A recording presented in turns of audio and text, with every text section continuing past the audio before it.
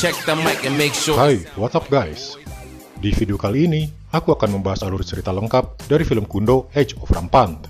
Film ini dirilis tahun 2014 dan mengisahkan seorang pejuang yang membalas dendam demi keluarga dan rakyat yang tertindas. Film ini diawali dari sebuah scene yang memperlihatkan seorang pejabat yang sedang berpesta di rumahnya. Para tamu kehormatan satu persatu memberikan hadiah istimewa baginya. Seorang tamu memberikan gading gajah terbaik sebagai hadiahnya. Ada juga yang menghadiahkan sebuah teleskop untuknya. Pesta itu berlangsung meriah dan memperlihatkan betapa berkuasanya pejabat itu. Sementara itu, di luar rumahnya, keadaan terbalik tengah terjadi. Beberapa orang yang terlihat seperti rakyat jelata sedang meminta kebaikan hati pejabat itu untuk memberikan makanan untuk mereka. Sementara itu, di dalam rumahnya, pejabat itu merasa senang karena mendapat hadiah yang sedemikian banyak. Akhirnya, seseorang tak dikenal sedang duduk di sana memakai sebuah topeng. Pejabat itu merasa ketakutan dan menyuruh pengawalnya untuk melindunginya. Tapi, pengawal itu ternyata adalah teman orang yang memakai topeng tadi. Di luar, seorang wanita memberikan minuman pada seorang pengawal dan tiba-tiba dibuat mabuk karenanya. Wanita itu bernama Mahyang. Mahyang tiba-tiba memukul seorang pengawal dan mulai terjadi keributan di sana. Ternyata, semua ini adalah pemberontakan yang dilakukan oleh sekelompok orang bernama Kundo. Mereka melakukan ini pada seorang pejabat yang korup yang melakukan pemerasan terhadap rakyat kecil hingga melakukan bisnis ilegal. Maka dari itu, Kundo ini sekarang melakukan pemberontakan dan mengambil semua makanan dan harta benda milik pejabat itu, lalu dibagikan kepada rakyat miskin. Tak hanya itu, pejabat itu pun dieksekusi hukuman pancung atas semua kesalahannya. Para Kundo ini diibaratkan seperti Robin Hood, mencuri dari orang kaya dan membagikan hartanya pada rakyat miskin. Sementara itu, scene berpindah pada seorang pemotong daging ternak bernama Dolci. Setiap hari dia bekerja memotong daging hewan dan mengantarkannya pada para bangsawan dan pejabat. Suatu hari, dia mengantarkan daging kepada seorang bangsawan yang kaya raya. Tiba-tiba, seorang kepala pelayan di rumah bangsawan itu menawarkan suatu pekerjaan untuknya. Dia pun diajak untuk menemui anak dari bangsawan tersebut. Anak bangsawan kaya itu bernama Joyun. Joyun memberikan tawaran pekerjaan kepada Dolci, yaitu membunuh seseorang. Targetnya adalah seorang perempuan dan dia tinggal di kuil di sebuah gunung.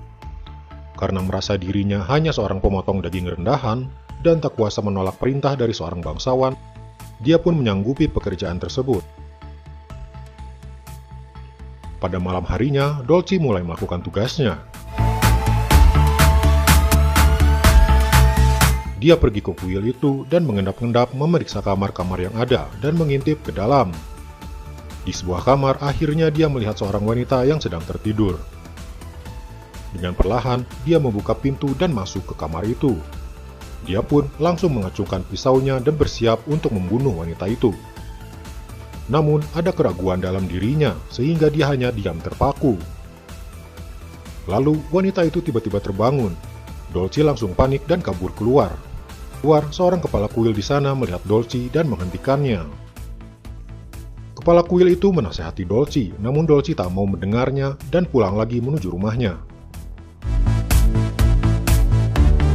Dolci sudah menunggu kepala pelayan suruhan Joyun, menginginkan berita apakah wanita itu sudah dibunuh atau belum. Dolci bercerita kalau dia tak bisa membunuhnya, dan mengembalikan uang yang sudah diberikan kepadanya. Joyun yang mendengar berita ini tak bisa menerimanya. Dia lalu mengutus kepala pelayan tadi dan beberapa prajuritnya untuk menghabisi Dolci. Dolci yang tak tahu apa-apa tiba-tiba diserang oleh para prajurit. Ibu dan adiknya juga tak luput dipukuli oleh mereka. Mereka bertiga lalu disekap di sebuah gudang. Dolci melawan mereka, tapi mereka malah membakar gudang itu. Para prajurit itu lalu mengunci Dolci dan keluarganya di dalam, sementara api terus membesar. Lalu seluruh gudang itu terbakar bersama dengan Dolci dan keluarganya. Esok harinya, Dolci ternyata masih hidup, namun ibu dan adiknya sudah tewas terbakar.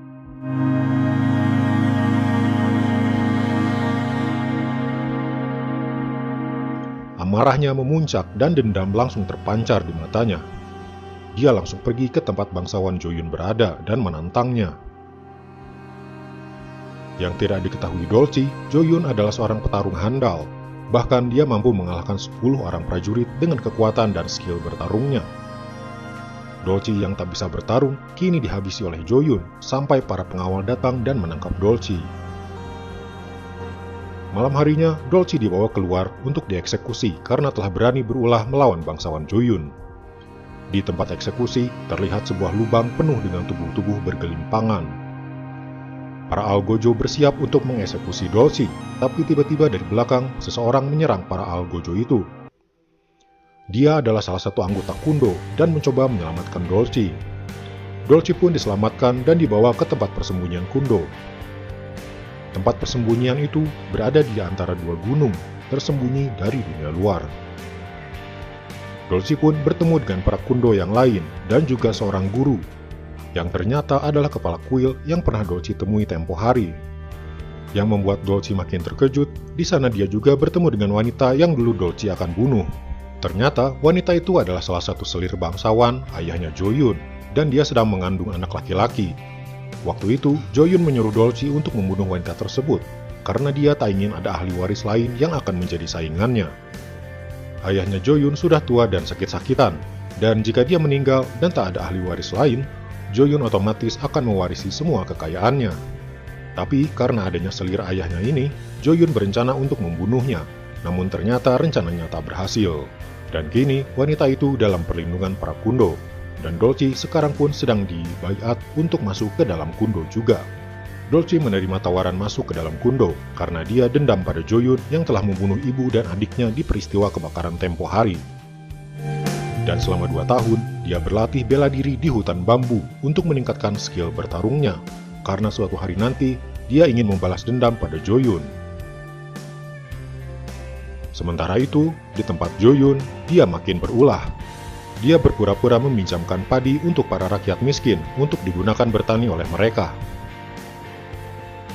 Tapi ketika mereka tak bisa membayar, lahan pertanian mereka akan Jo-yun rampas.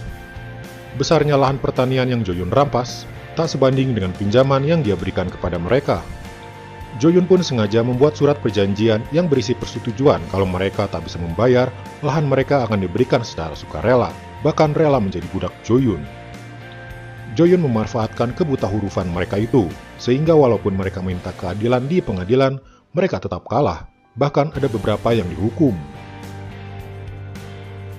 Kini Jo-yun telah memiliki lahan pertanian yang luas sekali dengan cara merampas dari rakyat kecil. Berita ini pun sampai ke telinga ayahnya Jo-yun, dan dia tak suka dengan perbuatan Jo-yun tersebut. Suatu hari, guru dan 2 orang dari Kundo melewati lahan pertanian itu dan bertemu dengan Jo-yun. Melihat keadaan para rakyat yang menderita, mereka tidak tega dan mencoba berbicara baik-baik dengan Jo-yun. Tapi dengan sombongnya, Jo-yun berkata kalau jangan campuri urusan orang lain. Guru dan yang lainnya pun kembali ke tempat persembunyian dan langsung berdiskusi, mencari cara agar para rakyat bisa bebas dari cengkeraman Jo-yun. Dolci yang kini sudah punya skill bertarung mengajukan diri untuk membunuh Jo-yun sendirian. Namun yang lainnya tak setuju karena Dolci melakukan itu hanya karena dendam pribadinya. Lalu setelah sekian lama berdiskusi, mereka pun menyusun rencana. Rencana mereka adalah mengirimkan beberapa orang untuk mengacau di daerah tempat tinggal Jo-yun. Setelah itu, beberapa anggota Kundo lainnya menyamar menjadi pengawal istana dan menawarkan diri untuk menjaga rumah Jo-yun agar aman dari orang-orang yang mengacau tadi. Jo-yun pun tertarik dengan hal itu, dan dia mulai melihat seperti apakah para prajurit istana yang akan melindungi rumahnya itu. Di sana, Dolci menjadi salah satu yang menyamar. Ketika Dolci melihat Jo-yun, dia sudah tidak tahan dan menggenggam erat pedangnya erat-erat. Namun karena teringat kalau ini bukan ajang pembalasan dendam, maka dia bisa menahan diri. Lalu ketika tengah malam tiba, kepala pelayan mengetuk kamar Jo-yun. Ketika pintu terbuka, ternyata Dolci ada di belakang kepala pelayan itu dan akhirnya bisa menghadapi Jo-yun secara langsung. Perkelahian pun terjadi, dan Dolci mulai mengeluarkan skill bertarungnya. Tapi Jo-yun memang terlalu tangguh, dan Dolci beberapa kali kewalahan menghadapi Jo-yun. Ketika Joyun lengah, Dolci kabur dari situ dan menaiki kuda. Joyun berlari mengejar Dolci, keluar dari kota dan melaju terus menjauhi rumahnya. Saat itulah rumah Joyun tak ada yang memimpin, sehingga para kundo yang menyamar langsung menyerang para pengawal dan penjaga. Mereka langsung menaklukkan rumah bangsawan Joyun dan membagi-bagikan makanan dan hasil pertanian pada rakyat miskin. Tentu saja itu membuat para rakyat senang. Ternyata kaburnya Dolci adalah disengaja untuk membuat Joyun jauh dari rumah, agar para kundo bisa membagi-bagikan makanan untuk para rakyat. Selain itu, Joyun pun terus digiring memasuki perangkap. Hingga di suatu tempat, para kundo sudah menunggu Joyun. Joyun pun masuk perangkap dan dikepung oleh para kundo. Di dalam keadaan terjebak, Joyun melihat anak panah melesat ke arahnya, tapi dia berhasil menghindar. Para kundo yang lain langsung menyerang Joyun, namun Joyun ini terlalu tangguh bagi mereka. Puluhan orang tak bisa menumbangkan Joyun. Bahkan Dolci yang ada di sana ikut terluka dan segera dilarikan untuk diobati.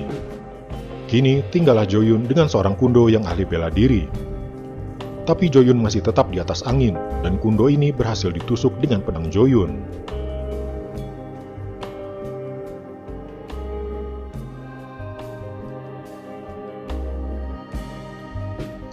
Sementara itu, Dolci dibantu oleh Mahyang tiba di kota dan berkata kalau Joyun terlalu kuat dan mereka gagal membunuhnya.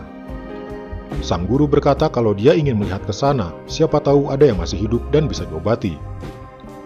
Ketika guru tiba di sana, Joyun muncul dari kejauhan dan tahu kalau semua ini ternyata ulah guru, kepala kuil yang waktu itu pernah ia temui. Guru pun dibawa ke ruang bawah tanah dan disiksa. Joyun mencoba mengorek informasi keberadaan tempat persembunyian para kundo, tapi guru tak mau memberitahunya. Sementara itu, di luar, para rakyat yang mengambil makanan pun ikut dihukum dan dibawa ke hadapan guru. Joyun bertanya sekali lagi pada guru di mana tempat persembunyian para kundo, tapi guru tetap diam. Dengan menggunakan cara lain, Joyun tiba-tiba membunuh para rakyat tak bersalah di hadapan guru, dan berkata kalau dia akan terus membunuh mereka sampai guru mengatakan di mana tempat persembunyian tersebut. Sementara itu, di tempat persembunyian, Dolci sedang diobati. Tiba-tiba, dari atas, sebuah panah api melesat ke arah pemukiman warga yang diikuti oleh panah-panah yang lain. Semua orang panik dan berlarian. Joyun dan para prajuritnya telah mengetahui tempat persembunyian itu dan langsung mengobrak-abrik tempat itu. Mahyang yang sedang menggendong anak dari selir bangsawan berusaha melindunginya dengan menggendongnya di belakang dan ditutupi kain. Dia pun ikut dalam pertarungan dengan memanah para musuh. Tapi musuh terlalu kuat dan Joyun pun melihat anak itu dan langsung paham bahwa anak itu adalah ahli waris saingannya. Dia mengambil anak itu dari Mahyang lalu membawa anak itu bersamanya pulang ke rumah. Sementara itu, Dolci datang terlambat. Melihat semuanya sudah mati dan tempatnya hancur berantakan. Dia pun langsung pergi ke tempat Joyun untuk membalas dendam. Di rumah Joyun, kepala pelayan melapor sesuatu kepada Joyun yang membuat Joyun panik. Ternyata anak yang dia bawa hilang. Dia pun mencari ke seluruh ruangan. Dan anak itu ternyata sedang digendong oleh ayah Joyun. Ayah Joyun kini mengetahui kalau ahli warisnya telah ditemukan. Ini membuat Joyun marah hingga dia mencekik ayahnya sendiri hingga ayahnya tewas. Sementara itu di luar sesuatu sedang terjadi. Dolci telah tiba di kota itu dan dengan menggunakan senapan mesin dia menembak semua prajurit yang ada di situ. Rakyat yang melihat itu terbakar semangatnya untuk ikut memberontak sehingga kini Dolci dibantu para rakyat menghabisi semua prajurit yang ada di situ. Lalu mereka pergi mendatangi rumah Joyun. Di dalam rumah, Joyun menggendong anak itu dan sepertinya tidak tega jika harus membunuhnya. Tak lama kemudian, Dolci telah tiba di rumah Joyun. Joyun keluar sambil menggendong anak itu. Pertarungan antara Dolci dan Joyun pun dimulai. Sambil menggendong anak itu, Joyun menghadapi Dolci sendirian. Mereka terus bertarung sambil terus pergi ke sebuah hutan bambu. Hingga pada suatu ketika, Dolci mengayunkan pisaunya dan hampir mengenai anak itu. Joyun menyelamatkan anak itu dari sabetan pisau Dolci, dan berakibat lehernya terkena tebasan pisau. Lalu tiba-tiba dari arah belakang, seseorang dari rakyat menusukkan tombak tepat ke arah Joyun. Dan begitulah kematian Joyun. tewas di tangan rakyatnya sendiri. Kini, tirani Joyun telah berakhir. Tak ada lagi bangsawan yang menindas. Rakyat pun telah terbebas dari cengkraman kekejaman Joyun. Dan film pun selesai. Nah, itulah guys, seluruh alur cerita dari film kundo The Age of Rampant. Film ini mengisahkan suatu kondisi di mana rakyat yang ditindas oleh pemimpinnya suatu saat akan memberontak dan mendapatkan keadilan. Maka jadilah pemimpin yang adil dan bijaksana yang dapat mensejahterakan rakyatnya. Oke, segitu dulu aja video